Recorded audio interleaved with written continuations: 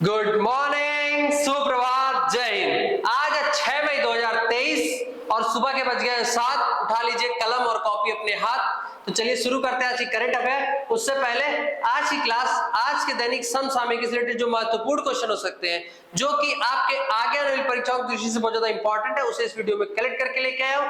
अगर आप किसी ऐसे एग्जाम की प्रिपरेशन कर रहे हैं जिसमें करंट अफेयर पूछा जाता है, तो ये वीडियो निश्चित तौर पे आपके लिए बहुत ज्यादा हेल्पफुल होने वाली है। तो पूरा वीडियो बहुत ध्यान से देखिए। अगर कुछ इंपॉर्टेंट टॉपिक लगता है तो उसे आप नोट भी कर सकते हैं। तो चलिए शुरू करते हैं।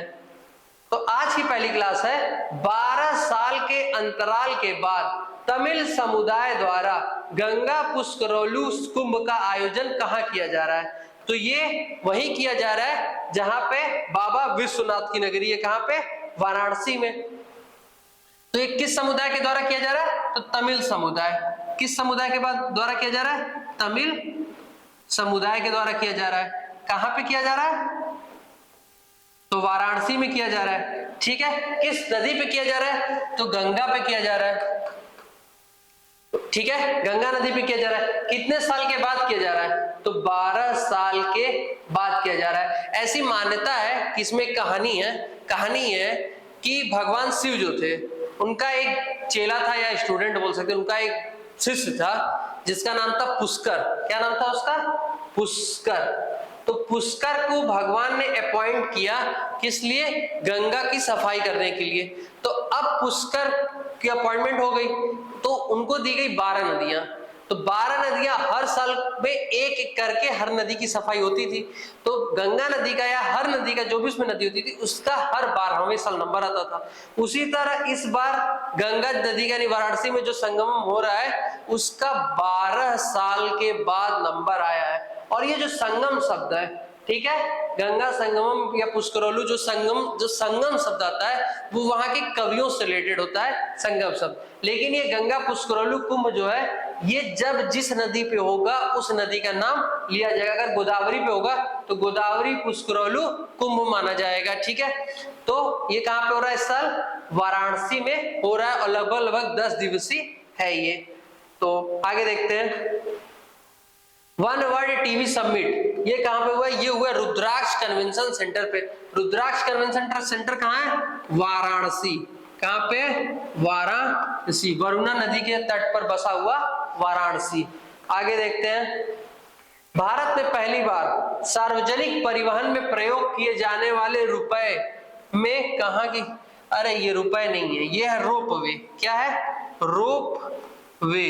रोपवे का कहां उद्घाटन या उसको चालू करने की कहां घोषणा की गई भारत में पहली बार? तो ये की गई, वो भी सार्वजनिक परिवहन में, तो ये की गई है वाराणसी। कहां की गई है? वाराणसी। ठीक है। आगे देखते हैं नेक्स्ट क्वेश्चन। एससीओ संघाई कोऑपरेशन ऑर्गेनाइजेशन की मेजबानी भी इस बार इंडिया को मिली है और G20 समिट की भी मेजबानी भारत यानी इंडिया को मिली हुई है। तो एससीओ की सांस्कृतिक और पर्यटन राजधानी कहां घोषित की गई है? तो इसे घोषित किया गया है वाराणसी। किसे घोषित किया गया? वाराणसी को इसकी राजधानी घोषित किया गया है, सांस्कृतिक और पर्यटन राजधानी। आगे देखते हैं। सेंट्रल बैंक डिजिटल करेंसी ई रुपया। आपने दुनिया भर में सुना होगा डिजिटल मनी। एक होता है कि जो पैसा आप हाथ से छू सकते हैं, वो आपकी खुद की मनी है, और जो आप अकाउंट में रखते हैं वो डिजिटल मनी। तो डिजिटल मनी दुनिया में आप सुनते होंगे क्रिप्टो करेंसी, जो कि लीगल नहीं है। उसी तरह तर्ज पे लीगल करेंसी आ सके, इसलिए आरबीआई ने ई रुपया लॉन्च किया है। किसने लॉन्च किया है? आरबीआई ने ई रुपया लॉन्च किया है। और इसको स्वीकार करने वाली पहली बीमा कंपनी कौन सी बनी है? तो इसको स्वीकार करने वाली जो पहली बीमा कंपनी है, रिलायंस जनरल इंश्योरेंस। लेकिन अगर आपको बैंक में पैसा जमा कराना होगा या आपको पैसा जमा करना होगा, तो आप बैंक जाएंगे या इंश्योरेंस कंपनी जाएंगे?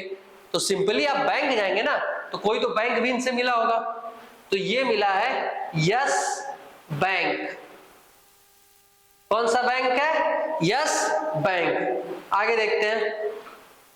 Is the bank who give electronic bank guarantee, यानी ई बैंक गारंटी देने वाला भारत का पहला बैंक कौन सा है? HDFC bank. कौन सा है? HDFC bank. आगे देखते हैं वॉइस। वॉइस मतलब आवाज। वॉइस बायोमेट्रिक ऑथेंटिफिकेशन बैंकिंग करने वाला पहला ऐप या ऐसी सुविधा प्रोवाइड करने वाला पहला बैंक कौन सा बना है? तो ये सुविधा प्रोवाइड करने वाला बना है सिटी यूनियन बैंक। कौन सा बैंक है? City union bank. और ये भी हाल ही में भी क्वेश्चन पूछा जा चुका है एग्जाम में। ओमान में भारतीयों के लिए सीमा पार यानी क्रॉस बॉर्डर भुगतान सेवा किसने शुरू की है? किस बैंक ने शुरू की है? केनरा बैंक ने। किसने शुरू की है? केनरा बैंक ने यह सुविधा शुरू की है। आरबीआई, अभी आरबीआई आपने दिया है, तो आरबीआई का फुल फॉर्म क्या होता है? Reserve bank of India. कब स्थापना हुई थी? 1 अप्रैल 1935 को। कब इसका राष्ट्रीयकरण हुआ था? 1949 में। किस समिति के सिफारिश पे आरबीआई गठन हुआ था? यंग हिल्टन आयोग। किस पे? यंग हिल्टन आयोग की सिफारिश पे आरबीआई की स्थापना हुई थी। आरबीआई के जो पहले गवर्नर जनरल थे वो कौन थे? Osborne Smith. कौन थे? Osborne Smith. आरबीआई के जो पहले भारतीय गवर्नर जनरल थे, भारतीय इंडियन गवर्नर जनरल थे, वो कौन थे? सीडी देशमुख। सीडी देशमुख। अब सीडी देशमुख का नाम इसलिए भी बता रहा हूं क्योंकि अभी मुंबई में एक चर्च गेट मेट्रो स्टेशन का नाम बदल करके सीडी देशमुख स्टेशन रख दिया गया है। अब आगे देखते हैं इस समय के जो गवर्नर जनरल कौन है आरबीआई के? उनका नाम है शक्तिकांत दास। हाल ही में सेंटियागो पेना, क्या नाम है इनका? सेंटियागो पेना, जो कि 42% वोट के साथ और किस मुद्दों पे? क्राइम, करप्शन और पॉवर्टी, इन 3 मुद्दों पे इलेक्शन लड़के जीत हासिल कर ली है। किसने की है? पराग्वे में। किसने की है? सेंटियागो पेना ने। ठीक है, आगे देखते हैं नेक्स्ट क्वेश्चन। यही है सेंटियागो पेना। इधर ब्रिटेन के जो नए सम्राट बने हैं, नए राजा बने हैं, कौन है वो? चार्ल्स तृतीय, चार्ल्स थर्ड। इसके बाद यूके के 26वें प्रधानमंत्री कौन बने हैं? ऋषि सुनक। कौन बने हैं? ऋषि सुनक। और अभी हाल ही में डिप्यूटी प्राइम मिनिस्टर बने हैं, वो कौन है? यानी उप प्रधानमंत्री ओलिवर डाउडेन। अभी 2-3 दिन पहले का ही मैं क्वेश्चन बताया था आपको, ओलिवर डाउडेन। आगे देखते हैं नेक्स्ट क्वेश्चन। नेपाल के राष्ट्रपति कौन है? बोलो रामचंद्र की जय। रामचंद्र पौडेल। क्या नाम है इनका? रामचंद्र पौडेल। आगे देखते हैं नेपाल के प्रधानमंत्री कौन है? पुष्पा। क्या नाम है इनका? पुष्प सिंह, जिनको बोलते हैं प्रचंड। क्या बोलते हैं? पुष्प सिंह प्रचंड। आगे देखते हैं नेपाल के उपराष्ट्रपति। नेपाल के उपराष्ट्रपति कौन है? राम सहाय। क्या नाम है इनका? राम सहाय। ठीक है, आगे देखते हैं ब्राजील के राष्ट्रपति का क्या नाम है?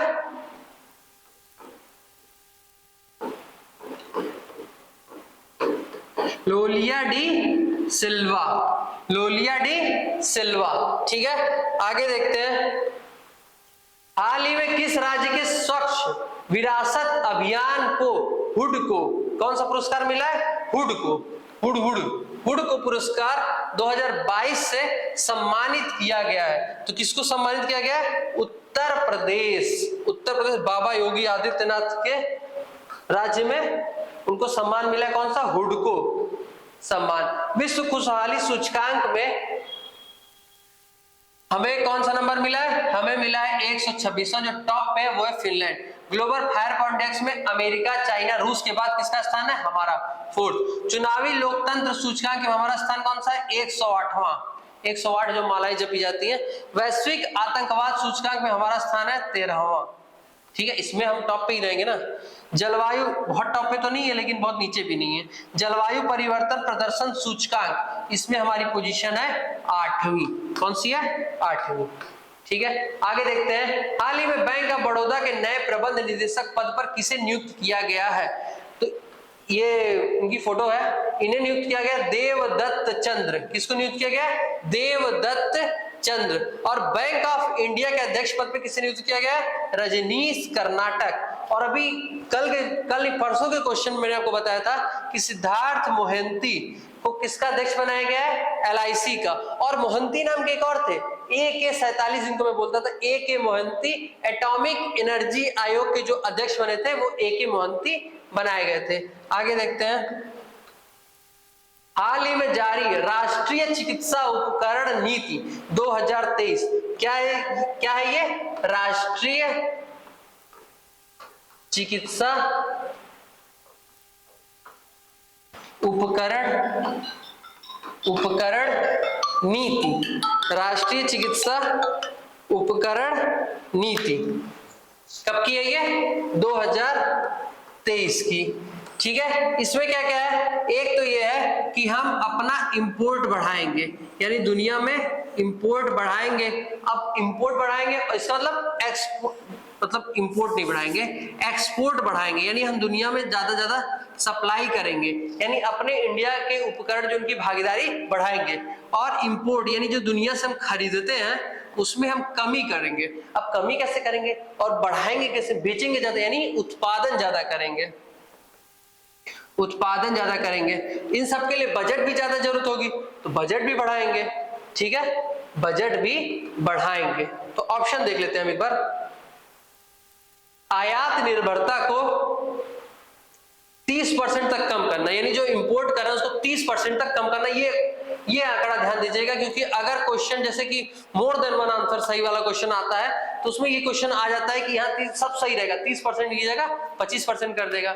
तो अगले 25 वर्षों में वैश्विक बाजार में जारी 10 से 12% बढ़ाना, यानी जो ग्लोबल मार्केट है उसमें इंडिया के इंस्ट्रूमेंट्स की जो भागीदारी होगी उसको 10 से 12% तक बढ़ाना है। चिकित्सकीय उपकरणों पर प्रति व्यक्ति खर्च को बढ़ाना, यानी बजट जो होगा उसको बढ़ाना है। और यानी तीनों के तीनों ऑप्शन सही है, तो इस पे हम टिक कर देंगे उपर्युक्त सभी, ऑप्शन नंबर 4। इसके बाद आगे देखते हैं, न्यू इंडिया लिटरेसी प्रोग्राम। 15 वर्ष से ऊपर के जितने भी लोग हैं इलिटरेट रह गए उनको पढ़ाने के लिए, उनको एजुकेशन देने के लिए new India literacy programme start किया गया। कब स्टार्ट किया गया? 2022-23 तक, करीब 5 साल के लिए ये कार्यक्रम स्टार्ट किया गया है। आगे देखते हैं, right to health. Right to health लाने वाला कौन सा राज्य है? राजस्थान। कौन सा राज्य है? राजस्थान। आगे देखते हैं, अधिवक्ता सुरक्षा अधिनियम। एक वकील साहब की निर्मम तौर पे हत्या कर दी गई, उसी के बाद ये अधिनियम लाया गया। कहां पे लाया गया? राजस्थान में। राजस्थान के CM कौन है? अशोक गहलोत। गवर्नर कौन है? कलराज मिश्र। आगे देखते हैं, अंधता संरक्षण कानून। अंधता संरक्षण कानून भी कहां लाया गया? राजस्थान। राजस्थान इस साल बहुत कानून पास किया है, राजस्थान। आगे देखते हैं, reserve bank of India RBI के अनुसार लगातार तीसरे साल बाजार उधारी में शीर्ष पर कौन सा राज्य रहा है? तो लगातार 3 साल से जो सबसे ज्यादा उधार ले रखा है, लगभग 37,000 करोड़, 37,000 करोड़ रुपए का उधार जो है वो किसके सर पे है? वो है तमिलनाडु के सर पे। ठीक है, दूसरे नंबर पे कौन है? दूसरे नंबर का सबसे ज्यादा उधार लेने वाला प्रदेश है आंध्र प्रदेश। और सबसे ज्यादा उधार चुका के, यानी जिसका सर पे सबसे ज्यादा कम उधार हो गया है, वो कौन सा प्रदेश है? उत्तर प्रदेश। उत्तर प्रदेश के सर पे उधार बहुत कम होता जा रहा है, जो कि प्रदेश के लिए अच्छी बात है। आगे देखते हैं नेक्स्ट क्वेश्चन। तो आज से हम रिवीजन कर लेते हैं। तो आज का पहला क्वेश्चन है, 12 साल के अंतराल के बाद तमिल समुदाय द्वारा गंगा पुष्करलू कुंभ का आयोजन कहां किया जा रहा है? तो ये किया जा रहा है वाराणसी। कहां पे किया जा रहा है? वाराणसी, गंगा नदी के तट पर Varanasi. Central bank digital currency ₹1 स्वीकार करने वाले पहली बीमा कंपनी कौन सी बनी? Reliance general insurance. और बैंक कौन सा? Yes bank. कौन सा बैंक है? Yes bank. सैंटियागो पेना किस देश के राष्ट्रपति बने गए? पराग्वे के। इसके बाद नेक्स्ट क्वेश्चन है, हाल ही में किस राज्य को स्वच्छ विरासत अभियान को हुडको पुरस्कार किस राज्य को मिला है? उत्तर प्रदेश। बैंक ऑफ बड़ौदा के नए प्रबंध निदेशक कौन बने? देवदत्त चंद्र। हाल ही में जारी राष्ट्रीय चिकित्सा उपकरण नीति 2023 का उद्देश्य क्या है? आयात निर्भरता को 30% तक कम करना, अगले 25 वर्षों में वैश्विक बाजारों में 10 से 12% भागीदारी को बढ़ाना, चिकित्सकीय उपकरणों पर प्रति व्यक्ति बजट को बढ़ा देना, उपर्युक्त सभी। इसके बाद नेक्स्ट क्वेश्चन है, रिजर्व बैंक ऑफ इंडिया के अनुसार लगातार तीसरे साल बाजार उधारी में शीर्ष पर कौन सा राज्य रहा है? तमिलनाडु। दूसरे नंबर पे कौन रहा है? आंध्र प्रदेश। सबसे अच्छी जो सुधार देखी गई किसमें देखी गई है? उत्तर प्रदेश में। आज का सवाल है, हाल ही में विश्व बौद्धिक संपदा दिवस कब मनाया जाता है? इसको कमेंट बॉक्स में इसका आंसर दे दीजिएगा। और सोच बदलो, सितारे बदल जाते हैं, नजर बदलो, नजारे बदल जाते हैं। कश्तियां बदलने की जरूरत नहीं है, कश्तियां बदलने की जरूरत नहीं है, सिर्फ दिशा को बदलो, किनारे बदल जाएंगे। तो अच्छे से जाके पढ़ाई करिए और सारे सब्जेक्ट का एक बार अच्छे से रिवीजन किया करिए, क्योंकि जो भी सब्जेक्ट आप पहले पढ़ चुके होंगे अगर आप उसको छोड़ देंगे तो भूल जाएंगे। सारे एग्जाम पास में ही आ रहे हैं। और जो लोग एसएससी सीजीएल का फॉर्म भर चुके होंगे, क्योंकि आज डेट खत्म हो रही है, तो उसको अगर नहीं भरे हो तो भर दीजिए, शायद आज शायद खुल जाए। तो चलते हैं। Keep study, keep motivating.